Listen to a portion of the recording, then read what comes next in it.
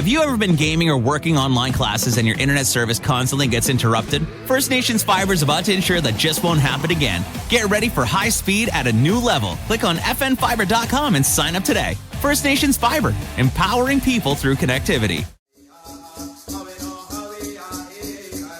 Welcome to Kwakaratonni. We are sharing our stories, Kahnawake Tourism Podcast. And today we will be talking about powwow. The summer is heating up and we're super excited to be able to host our 33rd annual powwow. We had to take a couple of years off for COVID and we're back full swing. We've had some really amazing people join us today in office.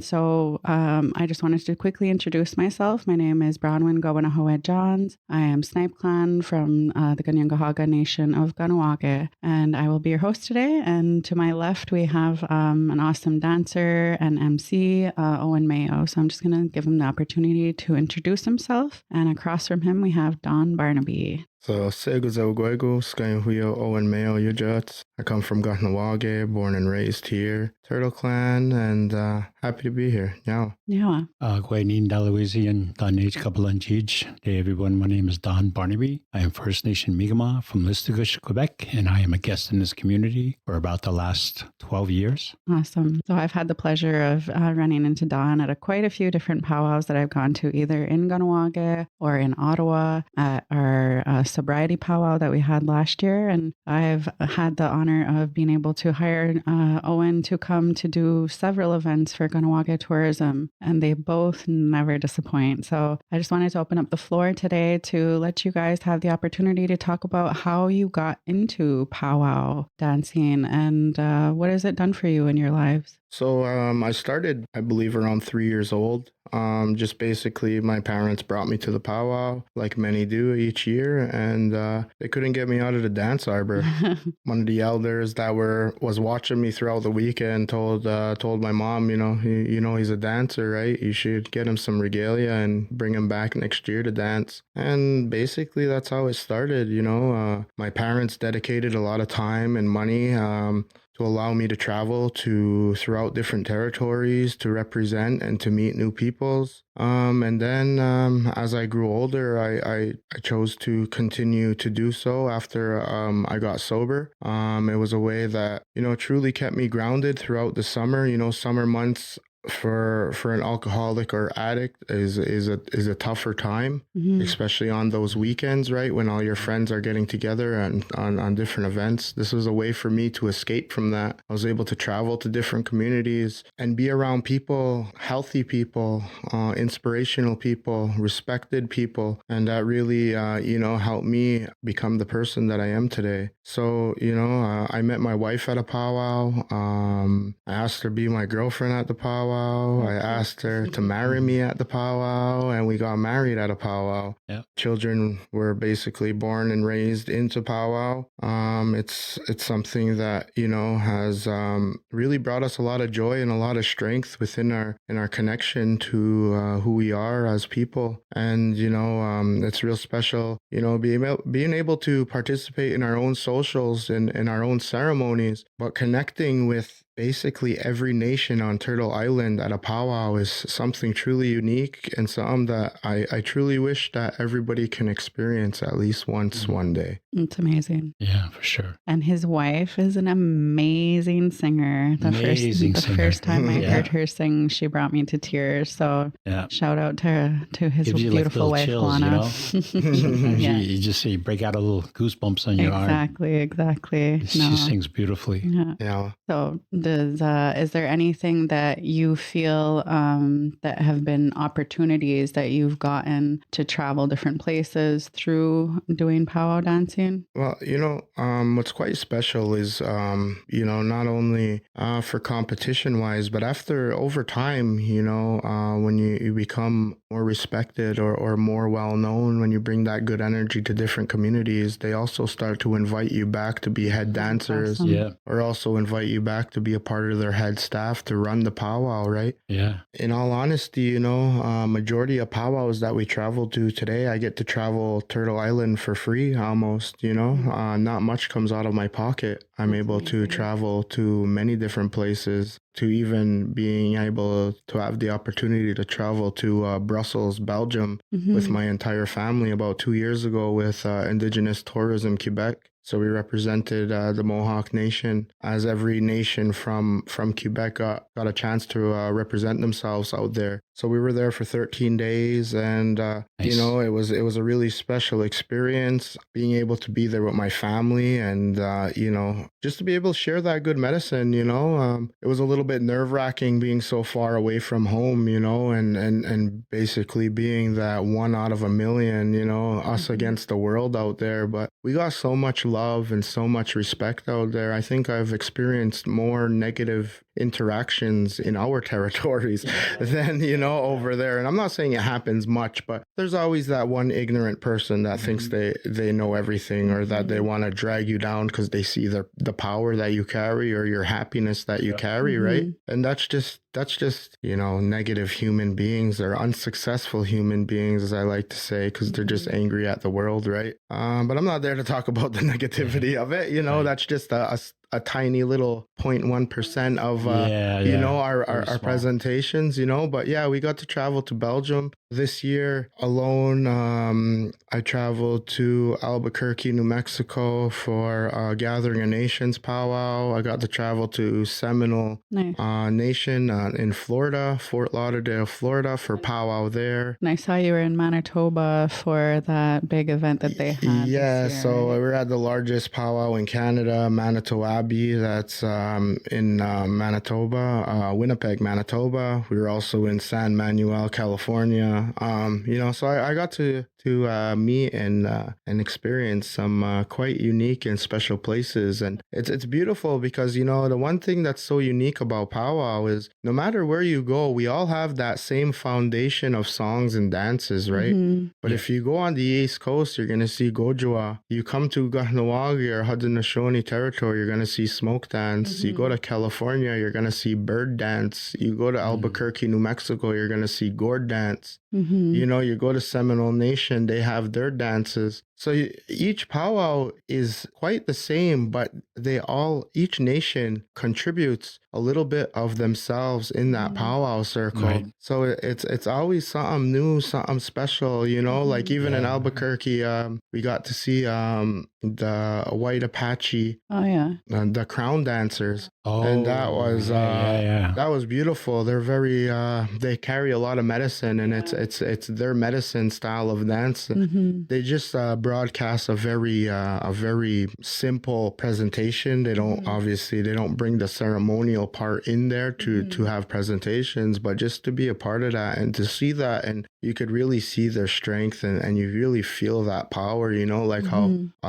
our ceremonies are over here with those different societies. So it's really special that we got to experience that. So like powwow has literally brought in so much joy to my life, has brought in so much opportunity to my life, and today I basically dedicate my entire life to powwow, and I'm very grateful to have learned what I have, very grateful to share what I can when I come back home for people who are just beginning or interested in dancing. I'm always open to talking with no judgment. It's always an awesome experience to be able to come back home and share a little bit of what I've learned. It's awesome. And we love to have people like you both in the community that are giving back to the community and really building this community of connecting back to the power of dancing and the power of music. So just wanted to open it up to you, Don, and let's hear your story. Wow. Let's see. I got sober almost 27 years ago after my daughter was born. And I got sober because for her, but stayed sober for me. I just wanted to give her the healthiest version of a father in her life. So I quit drinking, I quit drugs, and I even quit smoking cigarettes all at once.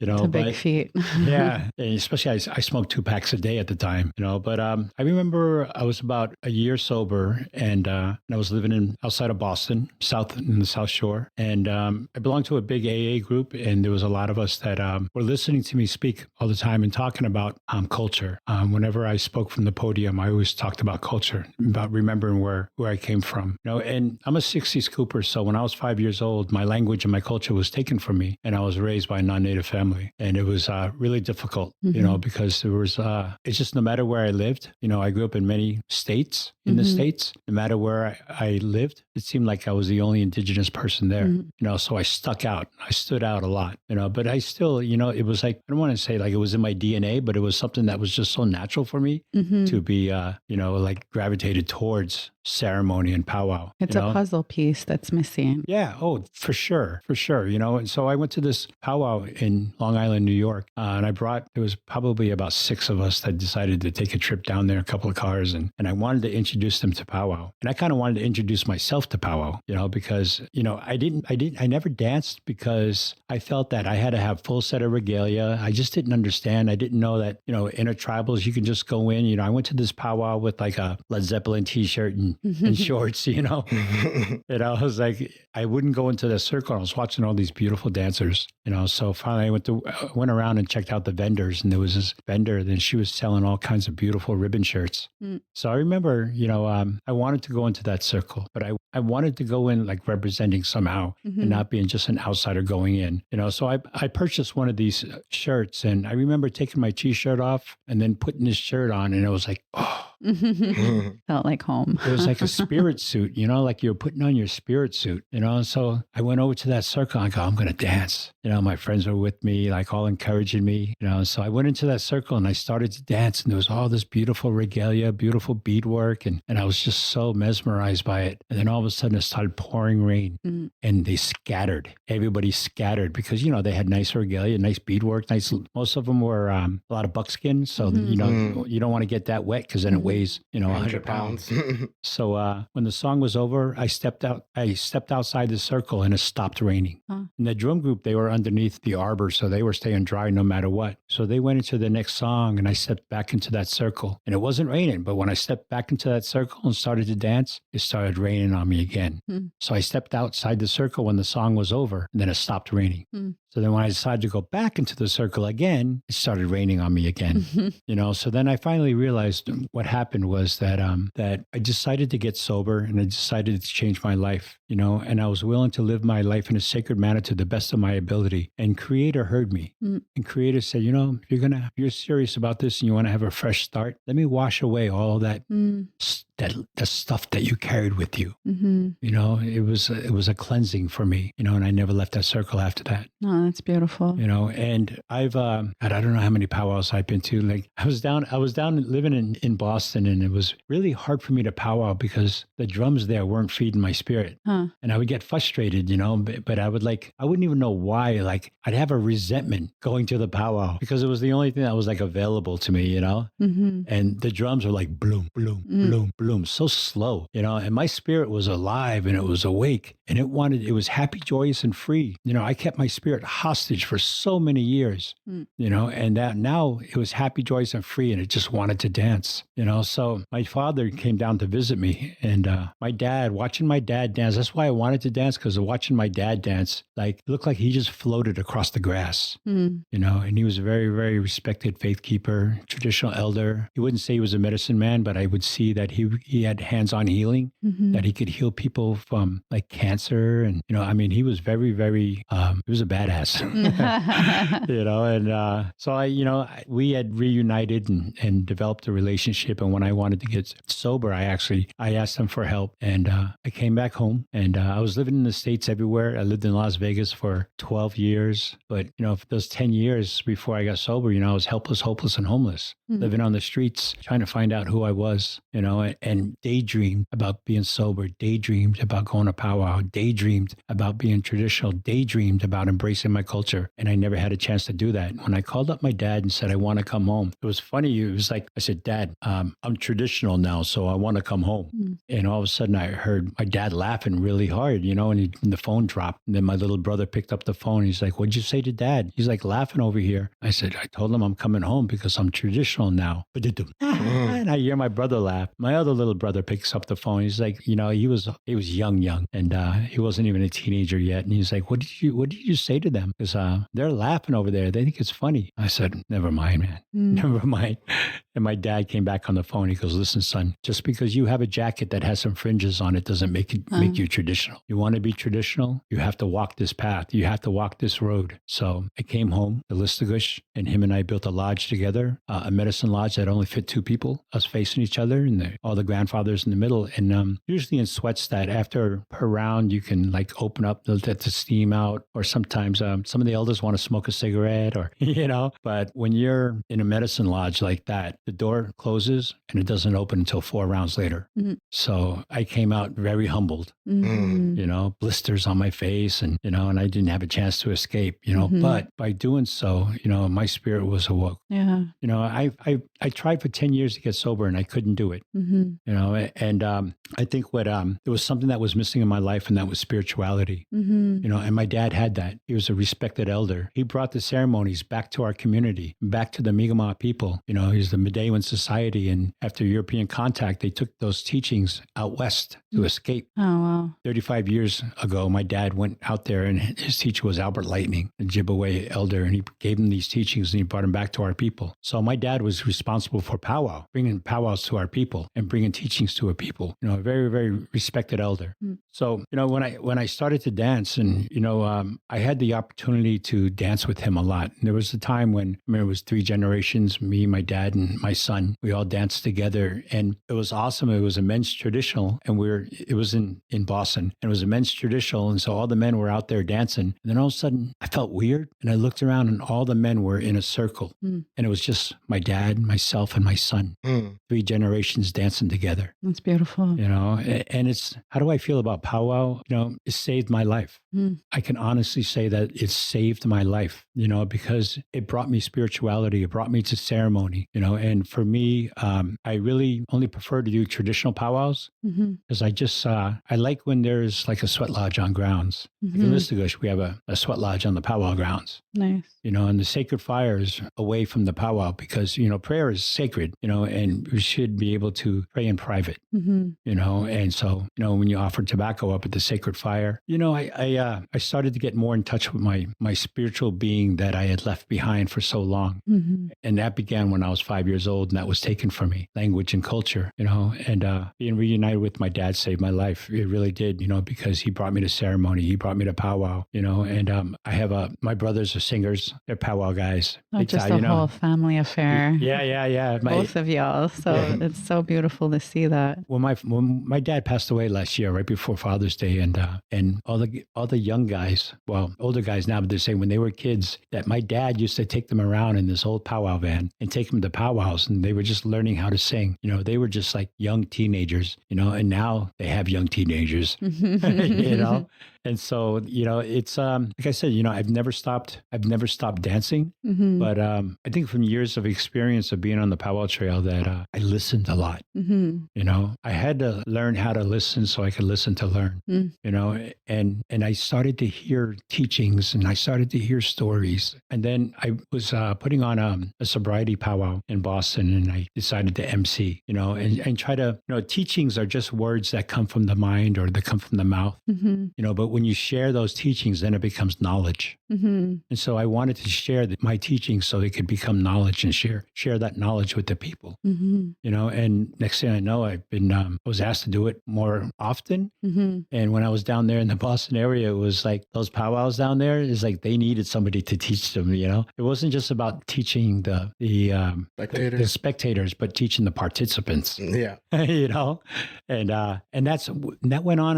And now, like last last year I did 25 powwows. I actually counted them. I did 25 powwows, but I probably only danced like in 5 of them, where I was asked to come be on staff, either as an arena director or MC or a head dancer. I've reached the age now in my 60s that now I'm asked to do head elder dancer. At first I was like, hey, not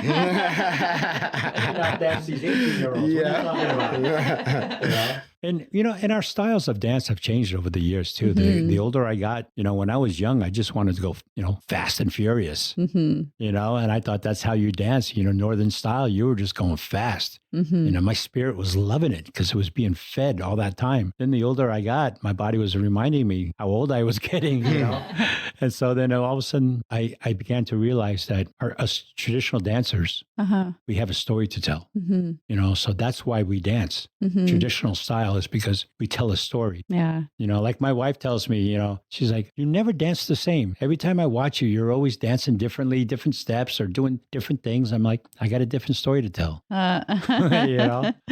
It's a developing. Yeah. So I'm a Northern traditional dancer. A few years ago, I picked up Southern straight dancing. And as far as I know, all the powwows that I've been to, I'm like the only Southern straight dancer I've seen in Canada, and so there's an opportunity to give another teaching, so when I'm at a powwow and if I can talk a group into, hey, you got a Southern song? They're like, yeah, I think we got one. So it gives me an opportunity to go up to the mic to talk a little bit about Southern straight, to teach the people about the different styles of dance, because it's really important, especially as an MC, to explain the history, to explain the origin, where it came from, and the reasons why we started to dance this way. So nobody ever talked about Southern because it just wasn't, this is such Northern. Yeah, exactly. So it was an opportunity for me to teach more about Southern, and originally where our traditional dancers were just like all buckskin, we had leggings because we ran through the woods and ran, and get our legs safe. And then after European contact, we started getting textiles and we started getting different fabrics. And down south, like in Oklahoma, places like that, all the way down south, they started to use more cloth in their regalia instead of buckskin. And they started to come up with these like things that were sacred to them, that like for us, it's the eagles up here. For them down there, it's the water birds, and so they were putting these designs on their regalia, so in honor of those Southern dancers that really brought like cloth, to our regalia, I wanted to honor those dancers down there too, so I got a Southern outfit and it's pretty nice. Yeah. It's all embroidered florals and hummingbirds. That has to be one of my favorite things about going to powwows, is just taking in all the love that's gone into all of the outfits that everybody wears. And I noticed you in the past few years, you had a special headpiece that you had made that I had never seen anybody wear before. So it was really cool to see that representation of something that came from your own personal story. Definitely. It's always something you want to do is, represent yourself in that circle. And, for me, a lot of the regalia that I wear today is a representation of the original Caughnawaga or Gundage, those styles of clothing, wearing, I wear a kilt, just basically geometrical designs, original designs that come from our community. A lot of people today are wearing those big headdresses with the feathers on top. Well, originally there's a picture of our people that are playing lacrosse in Montreal. I believe it was a game, I don't know exactly who they were playing, but it was a big, like a world lacrosse game. And all the lacrosse players are wearing these big, huge headdresses with big feathers on the top. And I was the first one to do that in Powwow Circle. And next thing you know, almost every nation brought it in from east to west to the south. So that was really cool to see. So that's my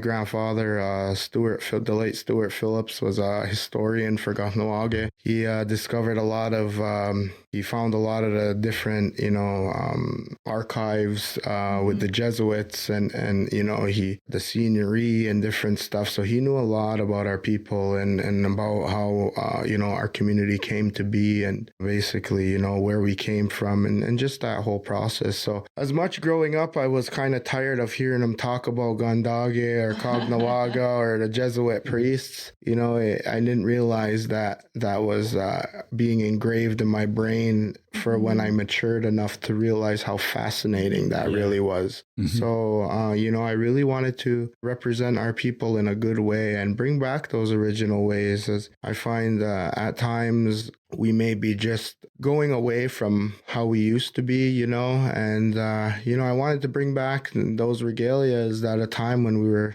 I'm not saying we aren't powerful anymore, but when we still followed that traditional government and when we, you know, we were thriving and striving and strong and fierce and people feared us and, you know, we were a dominant force on these lands, you know. So that was a main thing, is just to honor all those, you know, all our ancestors that have come before us. So, you know, even though powwow is a new age celebration, you know, there's many old ways that are still being used, old protocols that were never lost, you know. And it's a way that our people are coming together to be able to, you know, become strong as we once were, you know, and to show how prideful and how successful in the end, how we really are. So yeah, that's, I always try to really bring in those different items that I found throughout my travels or throughout looking through history, you know. So yeah, that's what I've always tried to do. Obviously, I had a lot of help from different mentors in the community, other different men that had helped me, you know, point me in the right direction, show me photos. That was always a great help. That's awesome. I remember being at the first powwow that we hosted here in Ganawaga, and it was such a powerful moment that I remember exactly where I sat. Oh, cool. I was 6 years old, but I remember the outfit that I wore. I remember the shoes I had on, because I remember I picked them specifically because I was going to be going to the powwow. That's awesome. Nice. So nice. It just shows that, yes, like Owen was saying, it's something new that we've had in our community for only the past 33 years. But the power of that drum and the power of bringing people together is like no other. And we're really lucky and blessed that we've built this over the years, and we're able to have people from all over Turtle Island and from South America and from New Zealand coming to join us for different events. So it's really amazing. And the indigenous people coming together, you know, like what we call in my language a Maui-Yomi, gathering of the people. You know, like when powwows first started out, it was just we call it, you know, it's a celebration of song and dance. But at first, in the beginning, it was a gathering of spiritual people coming together to share teachings with each other. And like the first vendors was medicine, you know, and they were exchanging medicine to bring back to their territories, you know. And so it's evolved over the years, you know, but there are still some protocols that we should follow. Definitely. I was in a powwow in New Hampshire, and it was an all-woman drum on the big drum. And I was a head dancer, and I wouldn't dance with them. Every time they started to sing, I would just stand back, you know. So then they do a break like around 2-3 o'clock, you know, if they have a flute player come in and do some flute. And they came up to me and they're like, we noticed that you're not dancing for us. I said, yeah, I know. And they're like, well, what's the story with that? How come you're not dancing to our drum? I said, just like the pipe, the women brought the drum to the men because we needed that kind of medicine. The women are already connected to that drum, that heartbeat of Mother Earth. So when you go and sit on the drum, it's like you're taking your medicine back, that the men don't deserve that medicine.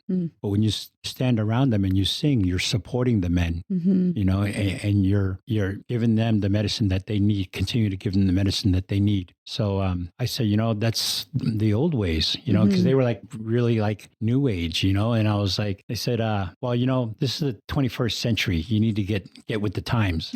I said, okay. I said, there was nothing wrong with the old times, you know. So it was about that balance. Yeah. That everybody has a role to support and a gift to give. And you have to remember like how it started, where it started, and why it started, and still keep up with those same traditions. You know, it's I believe you know, that we're honoring our ancestors that way. Like my headdress is I have a picture of my grandfather from 1933 wearing it, and it's just a straight smokestack, straight feathers. But his were like pheasant feathers, and mine are eagle, and his was like birch bark, and mine's beaded. Yeah. But it's still like the same, though. Exactly. Like what we call like our sagama, and like our chief would wear today. Like our chiefs, our sagamas, they wear that same smokestack. But for me, I like to represent that I'm Mi'kmaq, and I'm proud of who I am because it took me so long to find me.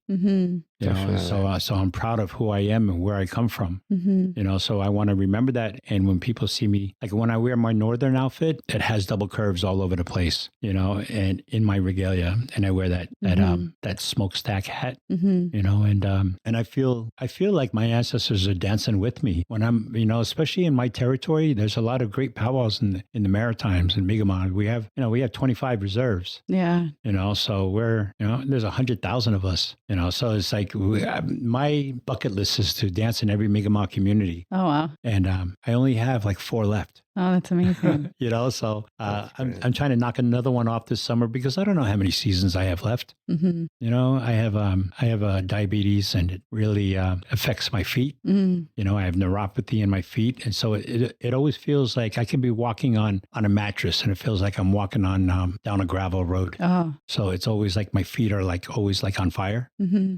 But it's funny, like I can have the most expensive shoes, and my feet hurt. I can put on moccasins, and they don't bother me at all. They don't bother me at all. That's one thing that always impresses me about powwows is seeing the elder division bearing the heat and just like you said Golden before, age. floating, looking like they're floating, light as a feather, and just doing their thing. And and when I've asked, that's what they say. It's the medicine. It's the medicine of the drum. It's being there that they might have not been able to walk very well a few days before, but once they get onto that dance floor, they're just helped along the way to do I'm what in they that gotta golden do. age division now, so I think this will be the first time in a long time that I think I am actually going to come to the powwow here. Nice. And I'm not really a contest dancer, but I've been to like many contests where I'll take a number, and because I want to dance with my brothers, and I want to dance to the best drum. The host drum is usually going to be your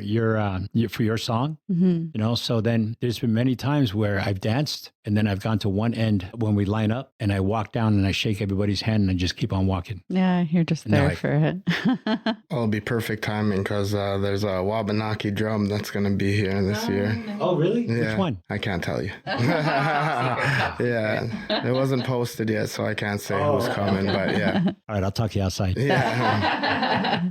Just between brothers. Yeah. Oh, one thing that how I met Owen. Yeah. I just moved to the community. It was like my first couple days here, and I went to gas up at Hurricane. Is it still called Hurricane? I believe so. I believe so. So I went to gas up my truck, and Owen was working there, and he came and looked, and he's like, you powwow dancer? Are you a dancer? I'm like, yeah, I'm a dancer. And we started talking because on my back window, dance your style, big nice. letters across my whole back window, And then there was like an Eastern dancer, right? And then there's a men's regular traditional dancer with a roach, and then the other had like a mandan. So and then right away we just became like just connected. Yeah. Oh, We were awesome. definitely connected right away, and it's been truly, like Owen and his family is part of my family. Oh. We've definitely. we've known each other and we've been close since then. We've been to a lot of powwows. He's been head dancer with his beautiful family in my community. Yeah. Nice. That was nice. Yeah, and one thing I always say as Mi'kmaq in Listugush especially, that we take pride in taking care of our guests. The best, by far the best hospitality you can get. Moose meat and seafood, no matter where, if it's salmon or what, but like just the food, just how welcoming everybody is. Yeah, it's a special place to be, and feed like 1,000 people. Yeah, and everybody eats. It's not just because we were head dancers that we were eating, we may have gotten our plate a little bit quicker than, the other people, but like, the hospitality is, from somebody who isn't from the community, so he doesn't just sound biased, like saying, no, my community is the greatest.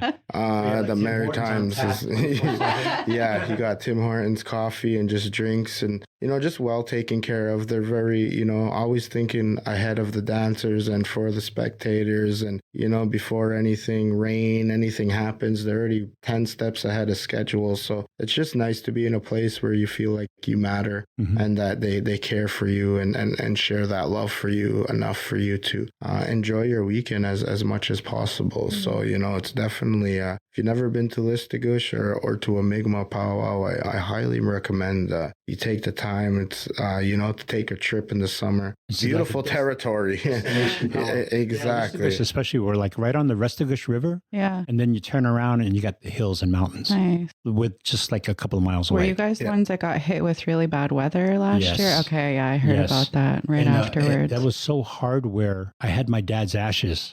I brought him to his last powwow. Oh. I had my dad's ashes and the storm came and I was underneath my setup and I was holding it by the middle of it and holding my dad's ashes. And it was like violent, it was like a violent storm. It was like those microbursts. Yeah, it just came by and like for 10 minutes, it was just like pouring torrential, pouring in wind. And I was just like barely holding on. And I was just like trying to protect my dad's ashes, And when it stopped, I looked outside and it was just like twisted metal everywhere. Yeah.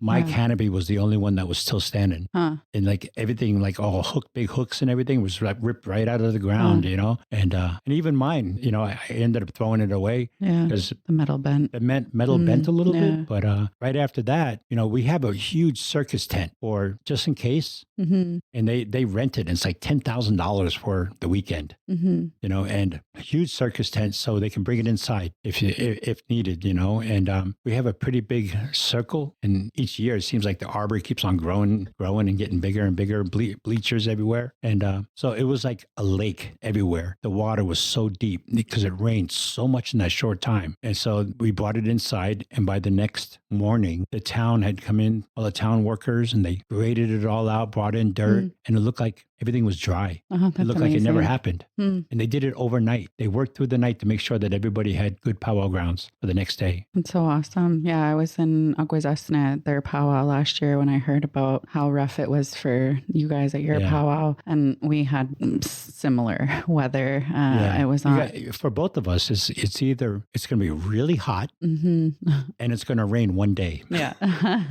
Never fails. Like that happens. Yeah, it never fails. Yeah. That's why I tell everybody, bring an umbrella because you're going to need it for the sun or for the rain. Yeah, it works either Go way. for either or. Definitely. But when you were saying a while ago about just dancing to dance, that's really awesome to hear because my stepdaughter a few years ago had wanted to try dancing and she actually went out to one of Owen and his wife's little tutorials that they hosted on the powwow grounds. And she had initially said that she'd wanted to smoke dance, but then after being out there for a little while, she was like, you know what, I think I want to try fancy. So when we got there, we thought maybe for the next year she would do it, but she was like, I want to try it this year. So I ran around to all the stands and tried to just get her something that she would be able to wear. And it wasn't a fancy shawl that was handmade for her, but it made her feel beautiful that day. Of course. And she got to get out there and she got to just be with her fellow peers that were her same age group from different schools in the community and from different communities that she already knew, and just got to have an amazing weekend and just feed her spirit. Exactly. Definitely. It's just so important, especially, because this generation,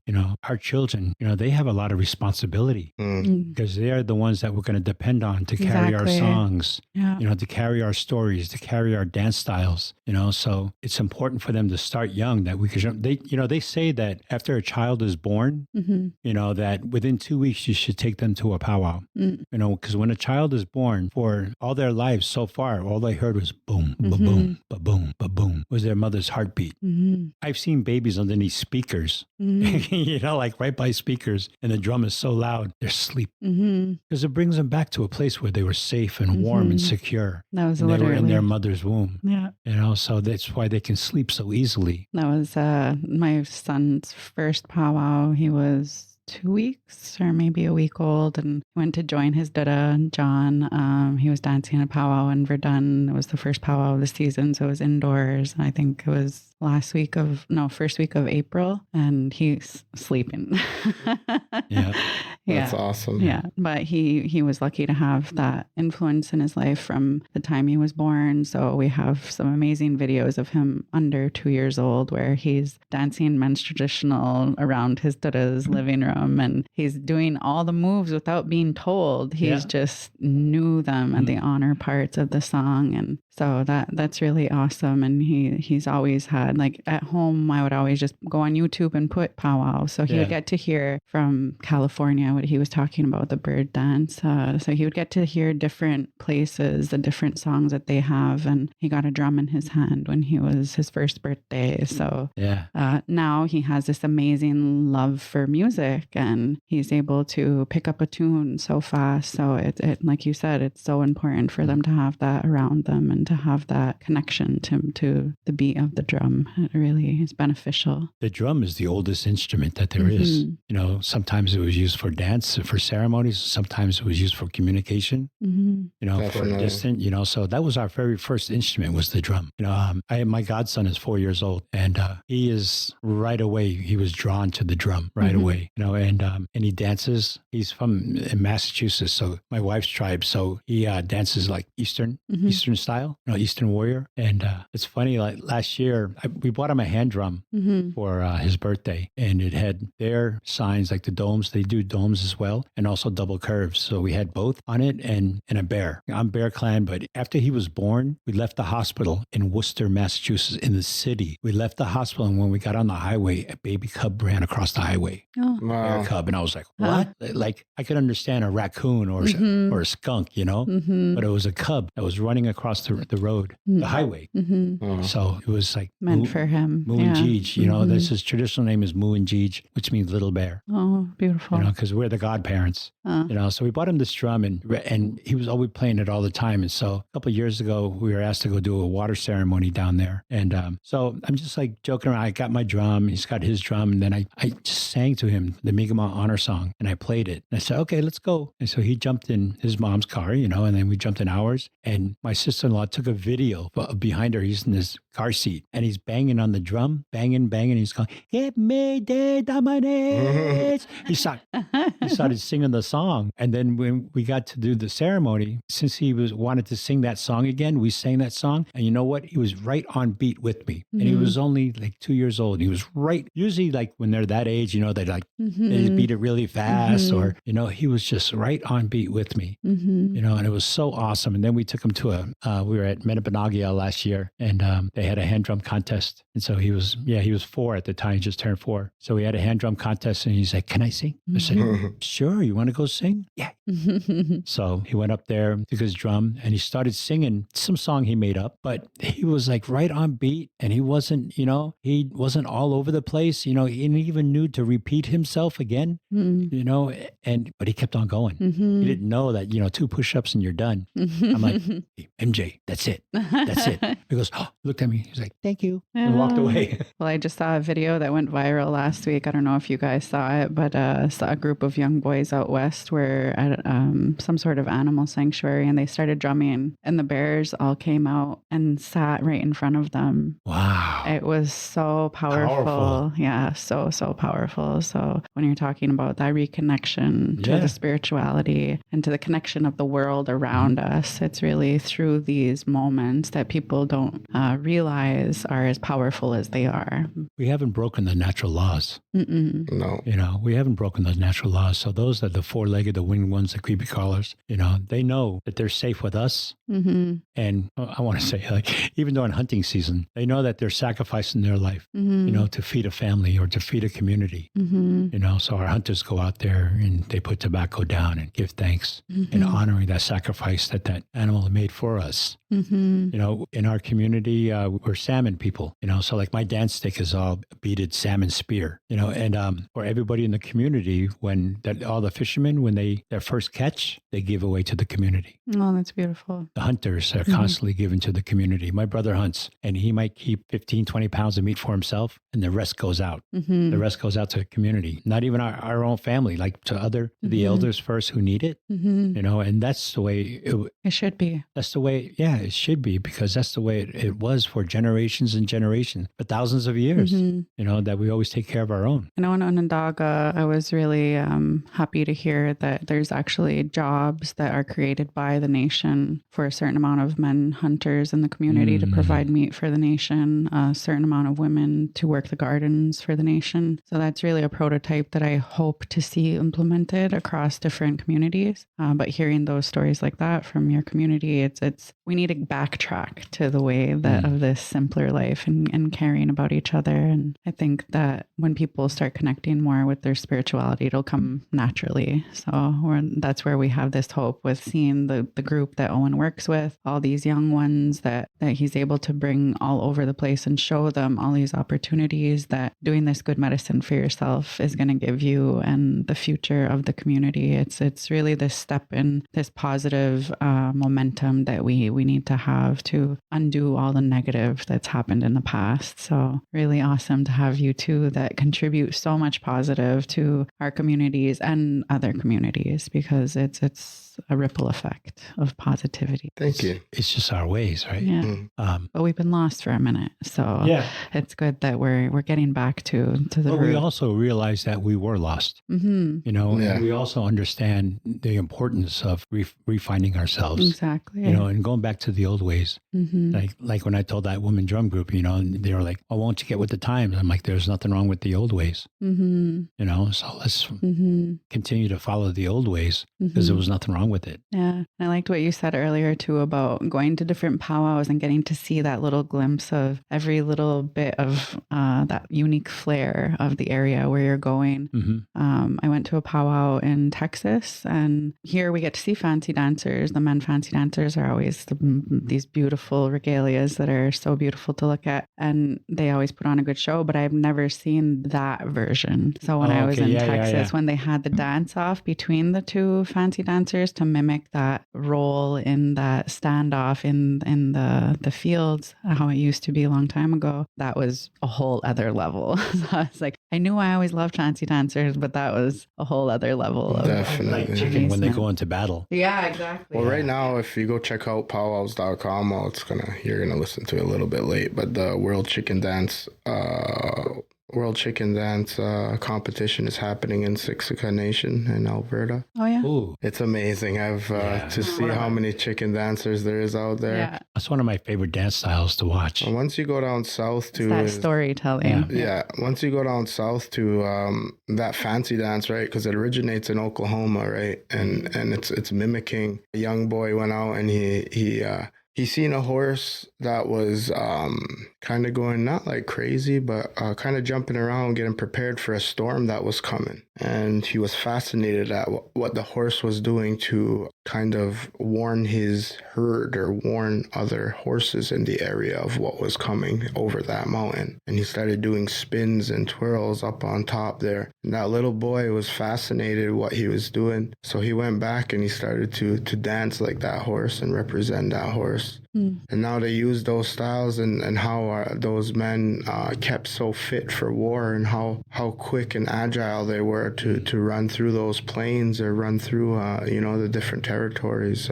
It was a way that they kept up with that, kept up with their athleticism to be the best versions of themselves. So it's really cool to, if you ever get a chance to go down south and see, especially Oklahoma, because that's where it originated from, right? And also being brought into, the Buffalo Bills Wild West shows, because that's a big misconception about powwow, right? People think that powwows were created by Buffalo Bills Wild West, but you got to remember that in Buffalo Bills Wild West era, this was a residential era. This is an era when it was illegal for us to practice our culture and speak our language. So what the men did that were part of that show was that they did ceremony right in front of the public eye while being secret. It was a made-up show. They were creating a show for you. And that's where that fancy dance, because it was so fast and so quick, those young dancers wanted to do it and make a competition out of it. So they used to have dance offs, right? And it was the spectators that chose the winner, and then the winner would win whatever it was. I'm not exactly sure, but so there's a few different stories there of like how things came to be and how powwows came to be, right? I think it's quite special. If you check out down south, the original powwow families, the Kozad family, and the Kozad family are ones that, they're a family drum, but they're more than the drum. They're the family that really brought powwow to be what it is today. So their family were one of the original families that used to sneak in the bush or used to sneak out in the plains and invite their friends to go sing and dance. And then other tribes started to learn about it. Lakota, Dakota, Nakota. They all started to come together and they all started to dance together. So each weekend they would go hide and another family would host. They would all go to this area, in that mountain, in this cave, and over here by the coast, wherever it may be. And that's how powwows just kept on growing and growing. It was a secrecy. It was all in secret. So that's why when you go to powwows, a lot of times, like not here. Well, I guess kind of like here, it's in a place that's out of the community. It's not in a place that's in the center.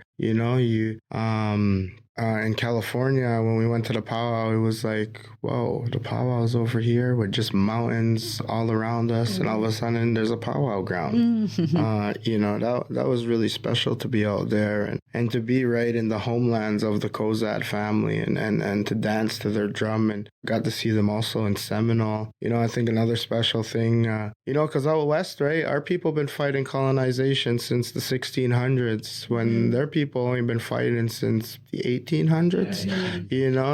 Only when that railroad came in were they really subjected to colonization. So 300-400 years of us battling and going to war to 200 years is a big difference, right? The culture there is beyond incredible to be a part of. It's something that is beyond eye-opening and amazing, of just how many dancers and how many people in attendance. Manitou Abbey was so packed. I've never been at an event that was so packed. Like never. Not once in my life have I ever been to. I've been to concerts, Heavy MTL, Osheaga, all those things. I've never been in a venue that was so packed with all indigenous people, and not just dancers or drummers, just indigenous people that are coming to celebrate in their own way. Because there's many different ways to celebrate at powwow. You don't just have to be a dancer and singer to be there. You could be somebody that really connects to food or really connects to, different artists or whatnot, right? So it was really amazing, and I think the highlight of my weekend was seeing there's a Blackfoot couple. They're a married couple, 97 years old and 95. The woman's a woman's traditional dancer, and the man is a men's grass dancer, and they both dance and they both compete in Golden Age, and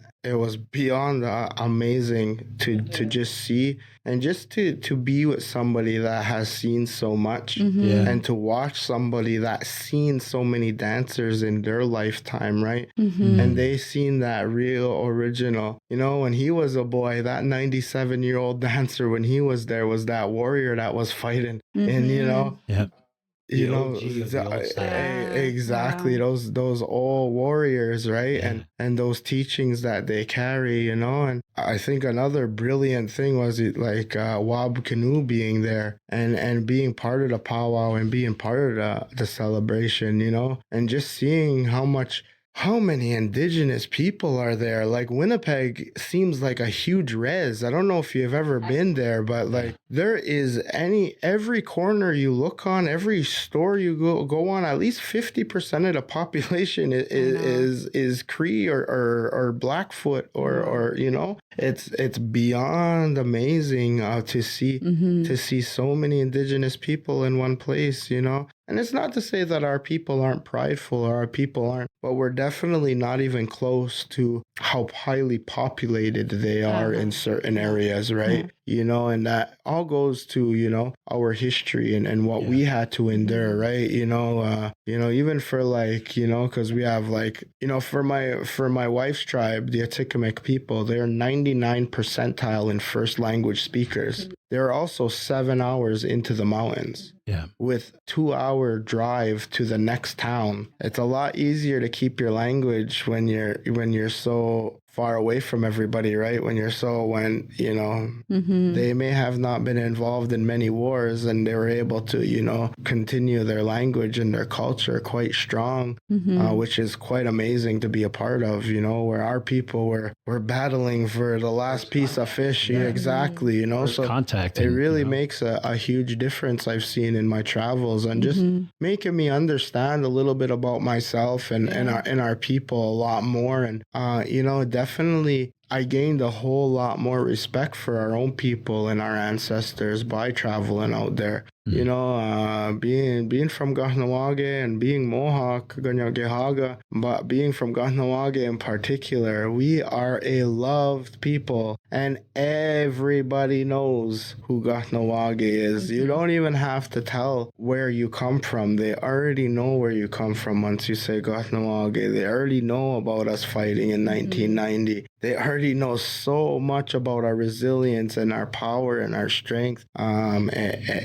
It's beautiful, you know, and for the ones who are religious know about Kateri, you know, so it's brilliant of like what powwow has it made me so much more proud to be who I am and where I come from, because, you know, for a little while, I'm not gonna lie, I was a little bit disappointed in learning the history of our community and how we came to be. You know, I wanted to be the warrior. I wanted to be the one that was fighting at the front lines, battling John Smith himself, you know, to find out that we were the ones who ran away from war to convert to Christianity. Hurts the soul a little bit, you know?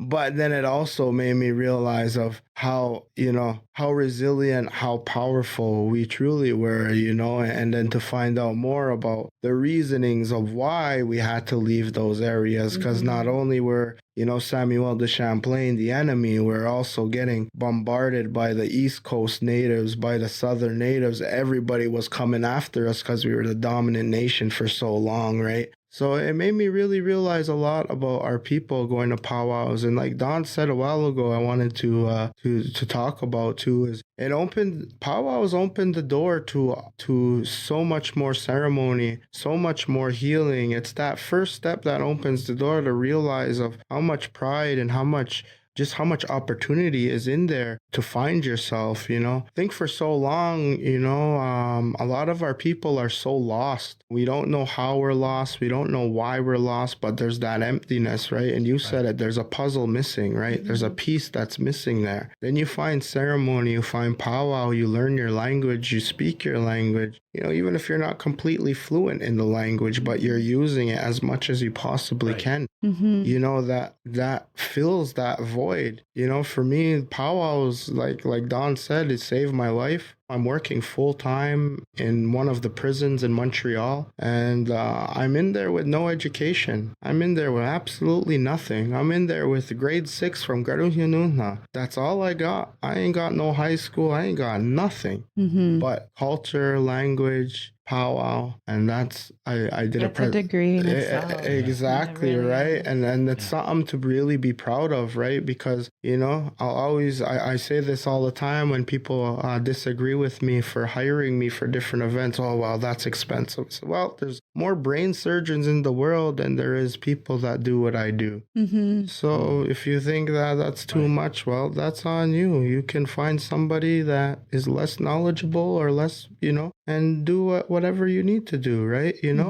So I that's not the reason why we dance, right? You know, that's just a small part to, you know, realize of like powwow, how much powwow does for so many people, you know, and there's many avenues you can get from powwow, but that first one is definitely the one that opens the door to finding out who you truly are, and those awakens your spirit. Exactly, where your people can really where you can really find out who you are and who your people people are with the language and ceremony. So that's what powwow did for me, and was really allowed me to go back, learn the history, learn the language. Well, obviously I went to school in the community, so I knew the language, but to be closer to a fluent speaker, but also, to go to our ceremonies and to participate in those ceremonies, and to make sure that my children participate in the ceremonies, because that was one thing with me, is I realized, man, if I don't figure this out and I don't figure out nothing, man, I'm going to leave my children with nothing. And,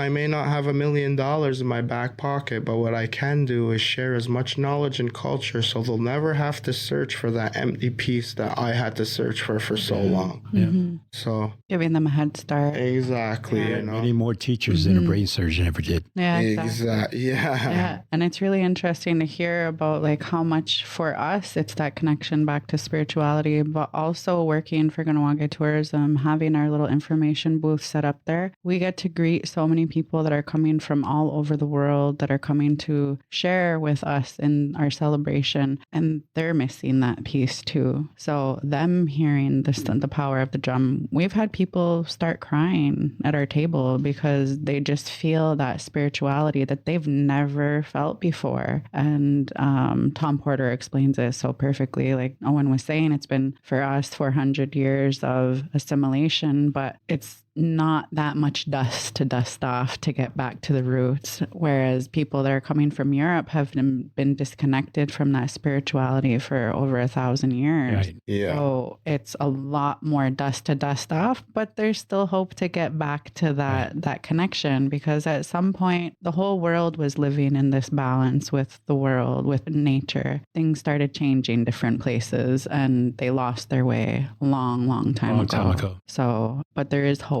for people to get back to that, because we're seeing all over the world people are flocking to Native communities for answers. They're like, you guys know everything and you have all the answers, and we're like, yeah, but it was stolen from us and we're trying to get it back for ourselves. So it's really awesome to be able to share that with people and to help them see also that there is a simpler way to live, and there is a way to live in balance, and it's possible for everybody. So we're really grateful to have you guys come in today and be able to share in this conversation and just get all excited for the powwow that's to come, and to give people a little bit of an idea of what it really means to us to be out there on that floor, to be drumming with those drummers, and that it's not just a show, that it's something that has much deeper meaning to it, and that it's not like dance monkey dance. Exactly. Yeah.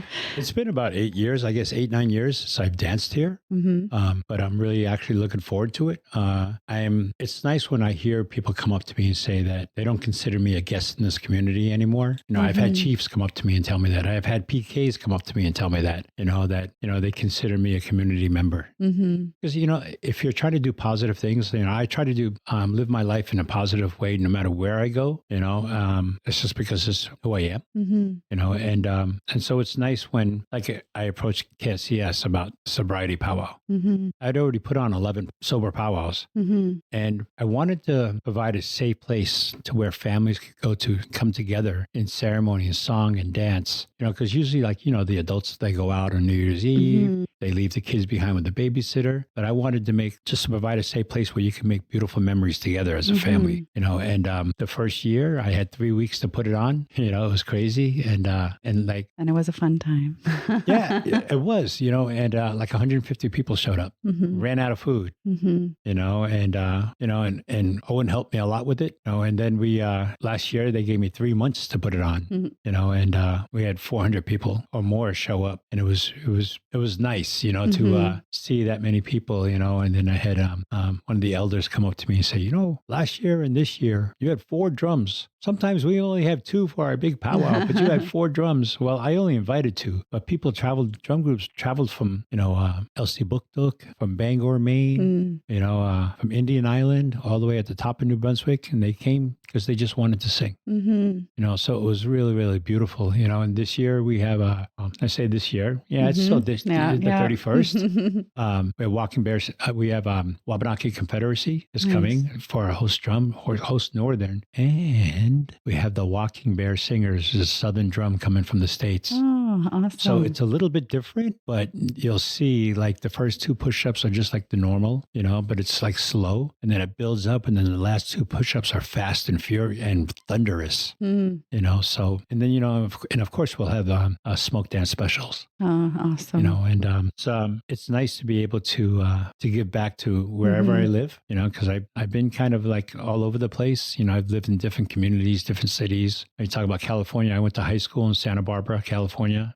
I'd step outside my classroom and put my feet in the sand. It was literally across the street from the beach, to Las Vegas, where it was crazy, but there was always that part of me that was trying to connect somehow, and when I was even in Vegas, when I was really in the deepest of my disease, I used to go to a friendship center there just to go check it out, just to try to connect somehow, and not until I came back home did I really start to connect. Going to powwow is not just, a celebration of song and dance for me. It's also an opportunity to listen to my elders speak. Because I remember when I came up here and I went to Tobic in New Brunswick, and I was just like, I was deciding to leave the States and come back home because my dad told me, son, you have a sad spirit. You need to go home to your people. So I went to Tobic powwow, and I remember like Saturday night, I put the tailgate down on the truck and I listened, and I could hear the kids running around, laughing, having a good time. And I was right by the sacred fire, and I could hear the elders giving teachings and telling stories. I said, this is what I am missing. This is what I'm missing. And this is what I really, really need in my life. And so I chose to stay home. I chose to come back up here to Canada and stay. The best decision you ever made. Oh, for sure. For sure. And that's what we hope to see happening more in the community, is more people just realizing that tool is there to really be able to bring them to a whole other level of healing and living their best life. So our time is up for today, and I'm just going to give a little wrap up that we will be having our annual powwow on July 11th, 12th, and 13th. On the 11th is our local social that we have, and there will be a smoke dance competition that is being put on by the Ganawage Ungwawanardo di Jokwa Cultural Center. And then the dancing competitions will start on Saturday around noon until about 9 o'clock at night, and on Sunday from noon till about 5 or 6 p.m. Lots of food to try out, lots of vendors that have vendors. Beautiful, beautiful things. Yeah. I always say come with your best budget because you end up wanting to buy something from everybody that you see there.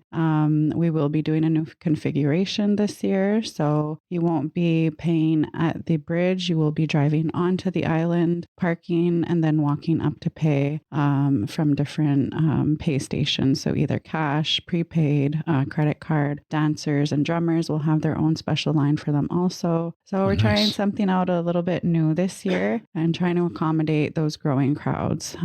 So we hope to see you all there, and come out on the Friday night. We will be having a special with a Japanese delegation that will be coming. Cool. And they will be presenting also on the Saturday and the Sunday. So come on out for a whole weekend of festivities. And like we were saying earlier, bring the umbrella either for the rain or the sunshine. So Nyawakoa, and hope to see you there. Thank you for having us. The views and opinions of the guests expressed in this podcast do not reflect those of Iorì and its employees.